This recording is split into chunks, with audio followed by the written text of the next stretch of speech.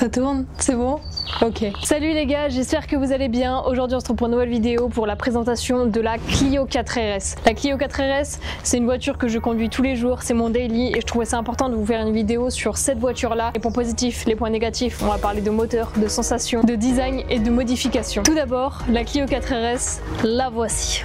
Déjà, elle fait de l'œil. Bon, là moi, elle est plus trop d'origine, j'ai fait quelques modifications dessus, mais on va d'abord parler le commencement. Renault Sport ont sorti une Clio 4 RS, une petite citadine compacte très sportive entre 2013 et 2019. Ici on a clairement un look agressif pour une petite voiture citadine. Franchement ça c'est le top. On voit ça par sa grande rentrée d'air à l'avant, les feux LED, double sortie d'échappement, des jantes spécifiques, enfin bref, la totale. Moi personnellement j'ai déjà commencé à la modifier un petit peu, l'aileron, le capot, à l'intérieur, bref ça je vous en parlerai un peu plus tard dans la vidéo. Il faut savoir que sous le capot on a un 1,6 litre turbo, 4 cylindres avec 200 chevaux d'origine, ce qui est vraiment pas mal. Elle est également équipée d'une boîte à double embrayage automatique EDC à 6 rapports. Elle peut atteindre les 0 à 100 en moins de 6 secondes. Honnêtement c'est plutôt pas mal pour une voiture comme ça, non? Après l'avoir conduite et essayée, honnêtement en termes de sensations, je vais pas vous mentir, c'est le top du top du top. Tu as la réactivité, tu as la fluidité, elle tient la route, le châssis il est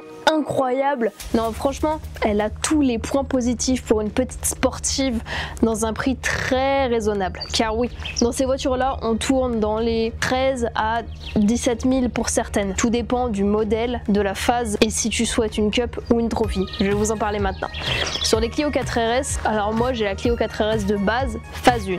Ok, tu as la phase 2, ce qui change comparé à la phase 1 c'est les petits feux à damier à l'avant et les feux arrière changent également. Il y a également la cup et la trophy. La trophy fait 220 chevaux d'origine. Bref, assez parlé, je vais vous montrer un petit peu la voiture de l'intérieur et de l'extérieur. Pour commencer, je vais vous montrer l'intérieur et ensuite on va passer à l'extérieur. C'est parti. À l'intérieur, franchement, le design il est très chouette, mais tout n'est pas d'origine. Tiens à préciser. Tout d'abord, tu as des semi-baquets en cuir et franchement, c'est le top. Surtout que moi, j'ai la petite option fauteuil chauffant. Ça, je vais pas vous mentir qu'en hiver, c'est le top du top. Franchement, pour moi, ça c'est une option à avoir en hiver. Moi qui suis très frileuse de base, c'est un régal. Ensuite, on va s'installer. Donc là, on a le volant. Franchement, il est top du top avec le petit compteur. Je vais vous l'allumer pour que vous voyez. Franchement, il est génial. Moi, c'est ça que j'ai rajouté. C'est une tablette CarPlay. Donc ça, c'est pas d'origine sur la voiture. De toute façon, j'ai déjà fait une vidéo sur ça. Vous avez dû sûrement l'avoir passé quand j'installe le CarPlay dans la voiture. Mais d'origine, l'écran est beaucoup plus petit. Il est pas tactile. T'as pas le CarPlay. Enfin, il est nul l'écran de base. Là, en termes de boutons, on a le petit RS juste ici qui active le Renault Sport. Ça, c'est le bouton magique. On a également le régulateur et le limitateur de vitesse qui se trouve juste ici. Petit frein à main. Franchement, avec les surpiqûres rouges là, même sur les fauteuils, c'est incroyable. Franchement c'est incroyable. Après les petits boutons de base quoi sur une voiture. En termes de conso, honnêtement c'est pas déconnant. Je peux regarder en direct. Oh, conso moyenne. Bon après ces derniers temps j'ai pas mal charbonné sur la voiture, mais là conso moyenne. Ça me dit 8,9 litres au 100, ce qui est un petit peu beaucoup. Après en général je tourne à 6-7 litres. Après je suis à l'éthanol. J'ai fait un passage à l'éthanol sur la voiture, donc je vous avoue que le plein me coûte que 30 balles grand maximum. Donc honnêtement c'est pas un souci pour moi, c'est pas quelque chose qui me dérange spécialement. En termes de son dans la voiture, quand je mets de la musique, je trouve ça pas top. Les enceintes d'origine, franchement ça, quand tu mets le son tout de suite un peu plus fort, si t'as une ligne sur la voiture, c'est compliqué d'entendre le son. Donc je pense que les enceintes je vais bientôt les changer et mettre des Bose, parce que là honnêtement le son voilà. Après à l'intérieur ici on peut également retrouver le petit Renault Sport, ça franchement c'est top. Même les bouches d'aération là à l'intérieur rouge, ça je kiffe trop, c'est incroyable. Une portière basique quoi. Qu'est-ce que je peux vous dire de plus à l'intérieur? Honnêtement on a de la place. À l'avant on est bien, on a de la place, par contre à l'arrière un peu moins. Ça c'est sûr. Dans cette vidéo vraiment je vous dis les 4 vérités sur la voiture. Je suis pas là pour vous mentir ou autre, vraiment je vous dis moi mon ressenti personnel sur la voiture. Donc là voilà à l'arrière, moi qui suis positionnée pour conduire. En soi t'as de la place si tu te mets, mais c'est vrai que t'es un peu serré. Pour faire de la grande route c'est pas le top. À l'arrière voilà c'est quand même assez grand, assez spacieux, franchement c'est top. Maintenant qu'on a fait l'intérieur de la voiture, on va passer à l'extérieur de la voiture. Bon, par où commencer? Moi elle n'est plus trop d'origine, voilà à quoi ça ressemble. Donc, vous voyez que comparé à la mienne c'est plus trop d'origine. J'ai fait quelques modifications dessus, ça c'est sûr, surtout qu'il y en a beaucoup qui risquent d'arriver encore. J'ai viens de commander des nouvelles jantes à l'instant.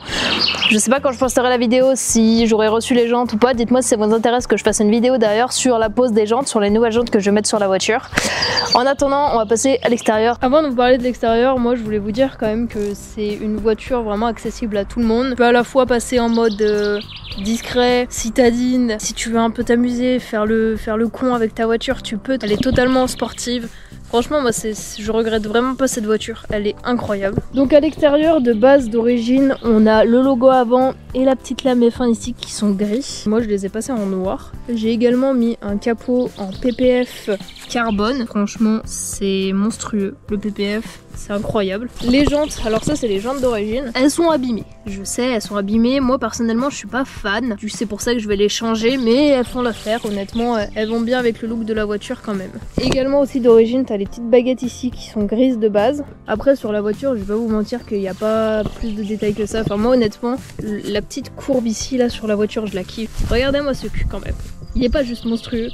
T'as deux pots d'échappement. Ça c'est incroyable, avec un petit diffuseur. Diffuseur qui est d'origine gris de base aussi, je l'ai peint en noir. Et l'aileron évidemment, l'aileron qui n'est pas d'origine avec l'antenne aussi. Alors l'antenne elle vient de chez Renault Sport directement, ils la vendent et c'est une antenne requin, franchement elle est top. Et l'aileron non plus n'est pas d'origine, mais Renault Sport le vendent. Mais je ne vous conseille pas d'acheter l'aileron chez Renault Sport. De 1 il coûte 1300 €, pour moi est abusif pour un aileron. Et de 2 j'ai reçu énormément de retours négatifs sur l'aileron de Renault Sport. Comme quoi il se positionnait mal, comme quoi des fois il y en a ils le recevaient cassé. Franchement c'était pas le top pour 1300 €. Moi honnêtement je l'ai acheté à une personne qui l'ait fait en fibre. Et c'est une dinguerie, enfin, franchement il est incroyable. La pose elle a été top, l'aileron il est incroyable. Bon, j'imagine que tout le monde attend ce moment de la vidéo. On va faire un petit démarrage ensemble, poser le micro à l'arrière de la voiture. Je vais vous poser en fait à l'arrière de la voiture littéralement. Vous voyez bien là? Bisous, je vais démarrer la voiture.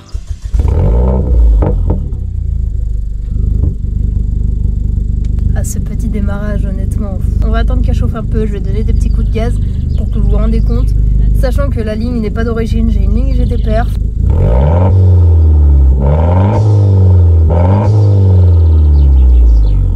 Donc là j'étais en mode normal, maintenant je vais passer en mode RS et vous allez voir la différence. Là je suis en mode RS.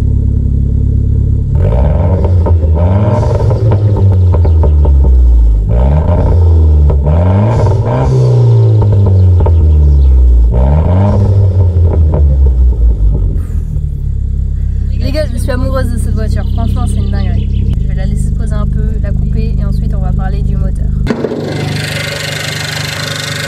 Alors, en termes du moteur, on a un 1,6 L turbo. Moi j'ai fait quelques modifications dessus, je vais pas vous mentir. Attendez, je vais vous rapprocher pour que vous voyez mieux. Alors, qu'est-ce que j'ai fait comme modification dessus? Déjà, j'ai changé la call side. C'est le premier truc que j'ai fait sur la voiture. Parce que de base, la call side d'origine, c'est un bout de plastique qui peut casser à n'importe quel moment sur ta voiture. Et s'il casse, je vais pas vous mentir que c'est la merde. Donc honnêtement, c'est la première chose que j'ai fait comme modification sur la voiture. J'ai changé directement la call side, j'ai mis une call side renforcée. Mais j'ai pas pris n'importe quelle call side. Il en existe deux différentes, il existe la V1 et la V2. Moi j'ai pris la V2, c'est-à-dire que ça supprime un tuyau qui est de base juste ici, à côté du premier, qui est relié à ça.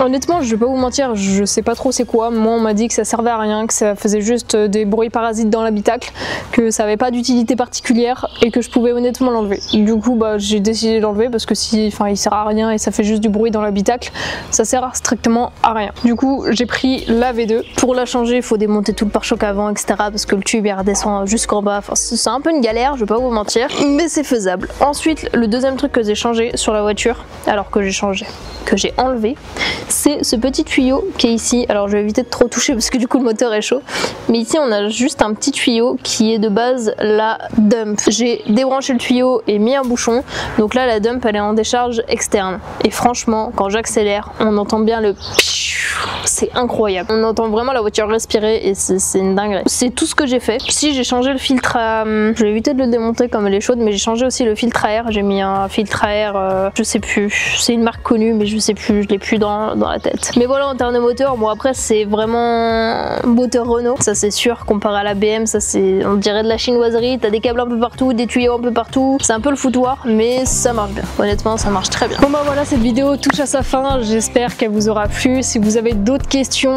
que j'ai oublié de préciser, des informations sur la voiture ou autre, n'hésitez pas à me les dire en commentaire, j'y répondrai. Sur ce, moi je vous fais des bisous, je vous dis à la prochaine et pense à t'abonner, à liker et à commenter la vidéo, ça nous ferait extrêmement plaisir. Sur ce, moi je vous fais des bisous, à la prochaine.